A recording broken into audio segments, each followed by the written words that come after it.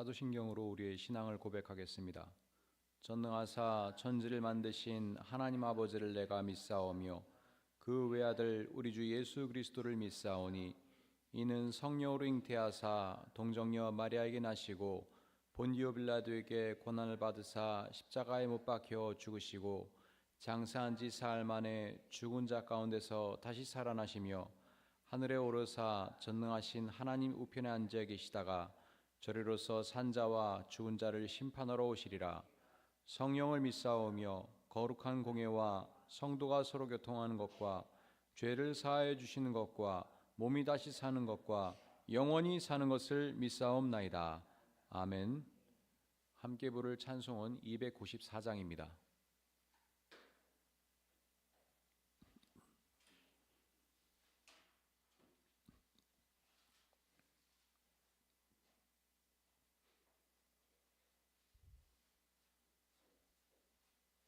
다 함께 찬송가 294장 하나님은 외아들을 함께 찬양드리겠습니다.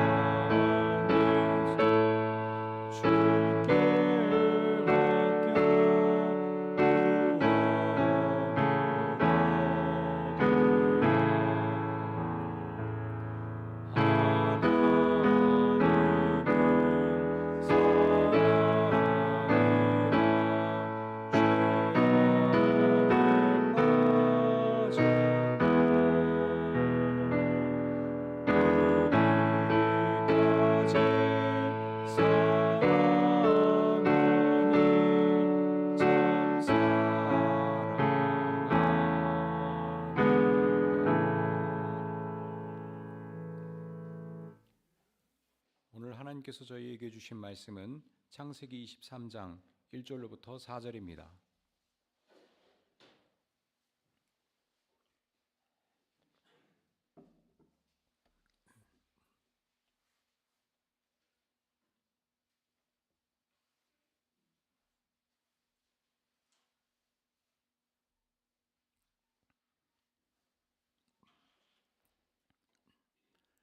창세기 23장 1절로부터 4절까지의 말씀을 함께 읽겠습니다.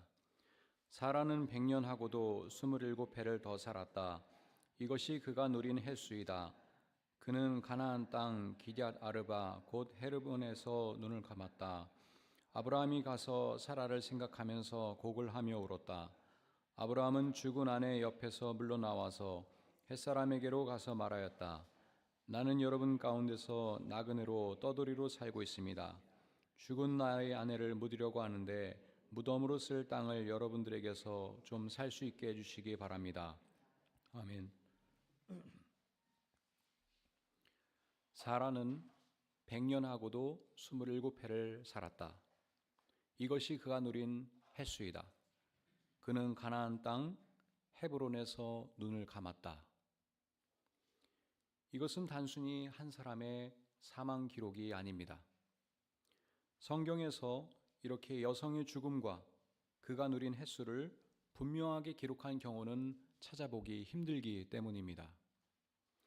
그리고 창세기 23장 전체는 단지 아브라함이 사라의 장지를 구입한 이야기처럼 보이지만 실제로는 이스라엘 역사 전체에서 매우 중대한 전환점을 증언하고 있습니다.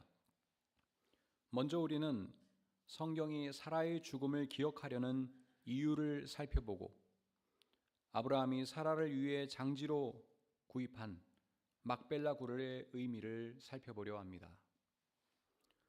우리는 흔히 사라를 이렇게 기억하곤 합니다. 아브라함의 아내, 시기심으로 인해 하갈을 학대한 여인, 하나님께서 아들을 허락하신다는 것을 쉽게 믿지 못한 사람. 그러나 사라는 아브라함과 함께 하나님의 부르심에 응답하여 순종한 사람입니다. 창세기 12장에서 하나님께서 아브라함에게 그동안 안정된 삶을 누리던 고향과 친척과 아버지의 집을 떠나서 하나님께서 보여주시는 땅으로 가라고 했을 때 사라는 아브라함과 함께 미지의 땅을 향하여 나아갔습니다. 우리는 아브라함의 순종만 기억해서는 안 됩니다. 물론 당신은 가부장제 사회였기 때문에 사라가 하나님이 아니라 남편에게 순종한 것으로 생각할 수도 있지만 성경에서는 사라도 하나님을 신뢰하면서 순종한 사람으로 기억되고 있습니다. 성경은 남편 아브라함을 따라 사라가 타지에서 얼마나 모진 세월을 견뎌야 했는지를 증언하고 있습니다. 약속의 땅으로 가는 길은 사라에게 참으로 험난한 여정이었습니다. 아브라함이 이집트 땅에서 잠시 몸부쳐 살려고 내려갔을 때 창세기 12장 11절 이하에 따르면 그는 사라에게 참으로 믿기 힘든 제안을 했습니다. 여보, 나는 당신이 얼마나 아리따운 여인인가를 잘 알고 있어. 이집트 사람들이 당신을 보고서 당신이 나의 아내라는 것을 알면 나는 죽이고 당신은 살릴 것이요. 그러니까 당신은 나의 누이라고 하시오.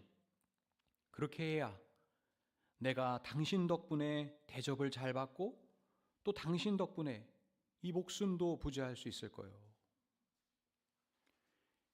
이러한 아브라함의 비겁한 행동은 창세기 20장에서 아브라함과 사라가 잠시 그랄 땅에 머무를 때도 반복되었습니다. 거기에서도 아브라함은 사람들에게 사라를 자기의 누이라고 소개했습니다.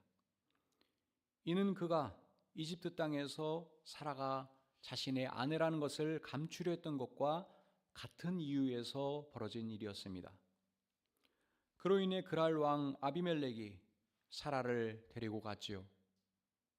그러나 여러분, 하나님께서는 사라가 이집트 바로의 왕궁으로 불려갔을 때에도, 그리고 아비멜렉 왕이 그를 데려갔을 때에도 그들이 사라를 함부로 대할 수 없도록 지켜주셨습니다. 왜냐하면 하나님께서 사라와 언제나 함께 하셨고, 무엇보다도 그를 통해서 하나님을 믿고 순종하는 새로운 인류를 탄생시키려는 계획을 지니고 계셨기 때문입니다. 사라가 없이는 아브라함의 믿음과 순종도 무의미한 것으로 되고 말았을 것입니다. 하나님께서 아브라함과 사라를 부르시기 전 창세기 11장 30절에는 사라가 임신을 못하여서 자식이 없었다, 이렇게 기록되어 있습니다. 사라는 자신이 임신할 수 없다는 것을 알면서도 하나님께서 자신과 아브라함에게 아들을 허락하실 것이라는 약속을 믿고 기다렸습니다. 그러나 16장 2절에서 늙어가던 사라는 아브라함에게 먼저 이렇게 말하였습니다. 주님께서 나에게 아이를 가지지 못하게 하시니 당신은 나의 여종과 동침하십시오. 하갈의 몸을 빌려서 집안의 대를 이어갈 수 있기를 바랍니다. 이 말을 아브라함에게 할 수밖에 없었던 사라의 심경은 어떠했겠습니까? 우리는 사라와 하갈 사이의 잘잘못을 따지기 전에 아브라함의 대를 잇도록 하기 위해 자신의 모든 권리를 포기하려 했던 사라의 결연한 모습을 기억해야 합니다. 이러한 사라에게 17장 16절에 따르면 하나님께서는 아브라함을 통하여 이렇게 약속하셨습니다. 내가 그에게 복을 주어 너에게 아들을 낳게 해주겠다. 내가 너의 아내에게 복을 주어서 여러 민족의 어머니가 되게 하고 백성들을 다스리는 왕들이 그에게서 나오게 하겠다. 이처럼 하나님께서는 사라를 축복하여 아들을 허락하시고 여러 민족의 어머니로 삼아주기로 다시 약속을 확인해 주셨지만 그것은 늙은 사라에게는 참으로 믿기 힘든 것이었습니다. 그래서 하나님께서 사라에게 아들을 허락하실 것이라는 것을 재차 약속하실 때에도 사라는 웃을 수밖에 없었습니다. 이처럼 사라의 삶에는 약속이 성취되기를 기대하는 기다림이 있었고 좌절이 있었으며 의심하는 웃음도 함께 있었습니다. 그는 여러 민족의 어머니답게 항상 담대했던 것만도 아니고 믿음의 언어만을 사용했던 것도 아니었습니다. 그러나 사라는 언제나 하나님의 곁에 머물려 했습니다. 그러므로 자신에게서 하나님의 약속이 일부 성취되어서 아들 이삭을 출산하는 기쁨도 맛보았죠. 그런데 사라는 아직 하나님께서 약속하신 땅에 정착하기도 전에 삶을 마무리했습니다. 아브라함처럼 사라도 특별히 뛰어난 영웅적인 인물은 아니었습니다. 그러나 아브라함과 함께 사라는 자손과 새로운 땅을 주겠다고 약속하신 하나님의 부름을 신뢰하며 순종했습니다.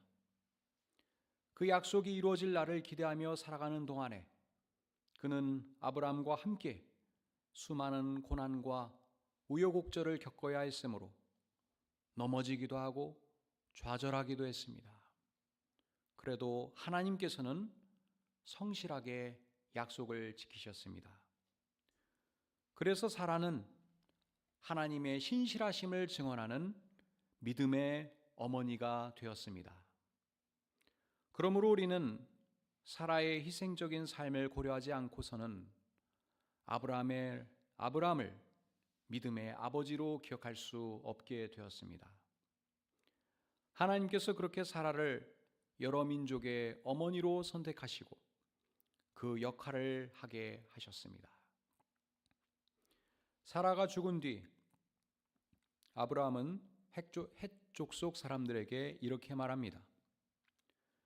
나는 여러분 가운데서 나그네로 떠돌이로 살고 있습니다. 이 고백은 겸손한 표현이 아니라 아브라함의 처지를 나타내는 것입니다. 그는 여전히 땅을 소유하지 못한 사람이었고 그로 인해 하나님의 약속이 아직 완전히 실현된 것은 아니었습니다. 헷 족속 사람들에게 아브라함은 죽은 아내를 묻기 위해 무덤으로 쓸 땅을 팔라고 합니다. 이에 헷 족속 사람들은 23장 6절에서 아브라함을 하나님이 우리 가운데 세우신 지도자라고 높이며 자신들의 묘지에서 가장 좋은 곳을 골라서 고인을 모시라고 합니다.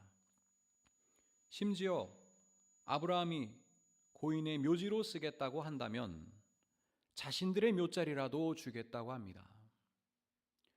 그러나 아브라함은 이를 고사하고 헷 족속 사람들에게 값은 넉넉히 쳐줄 테니 에브론이라는 사람이 자신에게 막벨라 굴을 팔도록 주선해달라고 부탁합니다. 그러자 헷사람 에브론이 마침 헷사람들 틈에 앉아있다가 이 말을 듣고 성문 위에 마을의 회관에 앉아있는 모든 헷사람들이 보는 데서 아브라함에게 이렇게 대답하였습니다. 그러실 필요 없습니다. 제가 그 밭을 드리겠습니다. 거기에 있는 굴도 드리겠습니다. 나의 백성이 보는 앞에서 제가 그것을 드리겠습니다. 거기에다가 돌아가신 부인을 안장하시기 바랍니다. 아브라함은 재차 정당하게 땅을 사겠다고 말하고 헷사람들 앞에서 에브론이 밝힌 밭값인 은 400세겔을 달아서 그에게 주었습니다. 사실 헷사람들과 에브론이 아브라함에게 땅을 그냥 가져도 좋다고 말한 것은 일종의 상인들의 화법으로서 정말로 땅을 공짜로 가져도 좋다는 것은 아니었기 때문입니다. 제가 어릴 때 친구들과 함께 동대문 시장에 온 적이 있었는데 바지를 좀 사려고 값이 얼마냐고 물었더니 그냥 가져가도 좋다고 하더라고요. 그런 화법이라는 것입니다. 그래서 17절 이하에 따르면 마므레 근처 막벨라에 있는 에브론의 밭, 곧 밭과 그 안에 있는 굴, 그리고 그 경계 안에 있는 모든 나무가 마을 법정에 있는 모든 헷사람들이 보는 앞에서 아브라함의 소유물로 되었습니다. 이 땅의 규모는 약 700평이 조금 안 되는 규모입니다. 그렇게 하고 나서 비로소 아브라함은 자기 아내 사라를 막벨라 굴에 안장하였습니다. 그런데 놀라운 것은 처음으로 공식적으로 아브라함의 소유가 된 이 사라의 무덤이 바로 하나님께서 아브라함과 그의 후손들에게 약속하신 그 땅에 포함되었다는 사실입니다. 즉 사라의 죽음이 하나님께서 아브라함과 사라에게 말씀하신 땅 약속이 현실로 이루어지는 그 시작점이라는 것입니다. 이처럼 막벨라 동굴 구입은 가나안 땅에서 아브라함 소유로 확정된 최초의 합법적인 토지라는 점에서 매우 큰 의미가 있습니다. 이 사건은 하나님의 약속이 미래의 막연한 희망에 그치지 않고 역사 속에서 구체적인 실제로 이루어지기 시작하였다는 사실을 알리는 것이었습니다. 막벨라 동굴은 이후 아브라함, 이삭, 리브가, 야곱, 레아 등 이스라엘 족장들이 묻히는 가족 묘지가 되었습니다. 이곳은 훗날 출애굽한 이스라엘 백성들이 돌아와야 할 본향이 어디인지를 명확하게 제시하는 이정표 역할을 하였으며 이스라엘 민족의 정체성과 토지 소유권의 역사적 근거가 되었습니다. 이처럼 사라의 죽음은 약속의 성취를 경험하지 못하고 삶을 마감한 불행한 사건이 아니라 아브라함과 그의 후손들에게 하나님의 약속의 신실함을 기억하게 하는 계기가 되었습니다. 사라는 약속의 땅에 가장 먼저 뿌리를 내린 사람이 되었습니다. 사랑하는 여러분, 사라가 걸어갔던 믿음의 여정에서 그리고 사라가 죽은 이후 막벨라 굴을 구입한 사건을 통해서 오늘 우리는 무엇을 깨달아야 하겠습니까? 우리는 보통 약속이 성취되는 것을 눈앞에서 보이는 구체적인 성과에서 찾으려 합니다. 아브라함과 사라도 그렇게 생각했을 것입니다. 그러나 창세기 23장은 전혀 다른 방식으로 약속의 성취를 증언합니다. 하나님의 약속은 우리의 삶이 끝난 자리에서도 이루어집니다. 성경에 등장하는 신앙인들은 당장 눈앞에 보이는 성과를 넘어 하나님께서 이루실 새 역사를 바라보며 살아간 사람들입니다. 그러므로 그들을 본받아 살아가는 신앙인들은 모든 희망이 사라진 것처럼 보이는 어두운 현실 가운데서도 기쁨과 감사함으로 살아갈 수 있는 것입니다. 히브리서 11장 11절은 사라의 삶을 함축하여 믿음으로 사라는 나이가 지나서 수태할 수 없는 몸이었는데도 임신할 능력을 얻었다고 말합니다. 왜냐하면 그가 약속하신 분을 신실하신 분으로 생각하였기 때문입니다. 오늘 우리에게도 사라와 아브라함이 그들의 삶을 통해 증언하는 은혜로우시며 신실하신 하나님을 신뢰하는 믿음이 허락되길 바랍니다. 오늘도 우리를 보호하시며 우리를 인도하시며 언제나 우리와 함께 하시는 하나님을 신뢰하며 힘차게 이 하루를 열어가시기를 간절히 소망합니다. 기도하겠습니다.